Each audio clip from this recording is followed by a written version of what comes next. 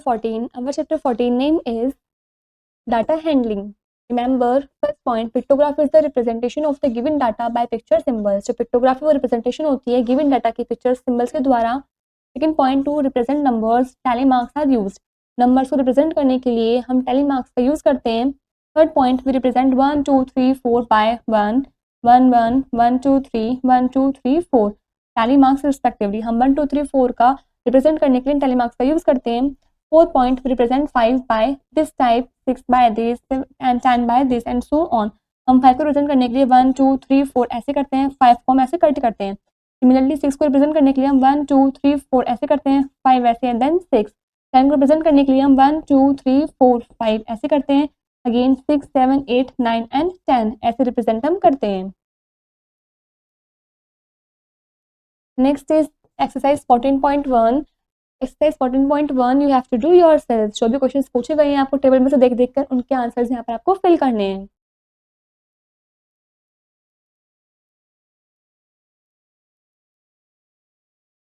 Next is bar graph. Bar graph is the representation of the given data by bars. जो bar graph होता है वो representation होता है गिवन डाटा का बार्स के द्वारा.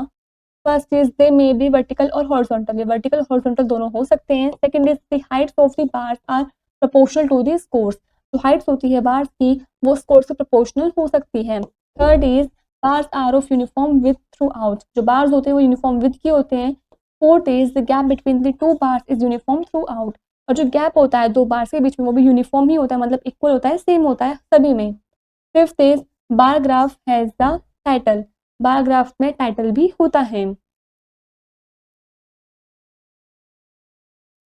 Example 1, the graph shows the time 4 friends spend watching TV in a week. ये जो आपको ग्राफ शो कर रखा है टाइम का ग्राफ है जिसमें 4 फ्रेंड्स हैं वो अपना समय व्यतीत कर रहे हैं एक हफ्ते में टीवी देख करके. उन्होंने कैसे बीता, आवर्स पर वीक. यहाँ पर ये आवर्स आपको पर वीक के अकॉर्डिंग दे रखे हैं. जिस फ्रेंड के name Ravi, Raju, Rohan and Rajat. Names of friends, friends के नेम है. Read the bar graph and answer the following questions. इस बार ग्राफ को आपको रीड करना है और क्वेश्चंस के आंसर्स देने हैं. A is which children spend the same amount of time watching TV. किस बच्चे ने सेम अमाउंट ऑफ टाइम को स्पेंड किया है टीवी को देखने के लिए. तो वो है यहाँ पर भी इतना और यहाँ पर भी इतना, सेम ही आपको यहाँ पर दिख रहा है. इसके अकॉर्डिंग आपको इसका आंसर देखना है. इस तरीके से ए पार्ट का सॉल्यूशन क्या होगा, ए इज रवि एंड रजत. आपको नेम बताते हैं बच्चों के, तो रवि और रजत ने देखा है.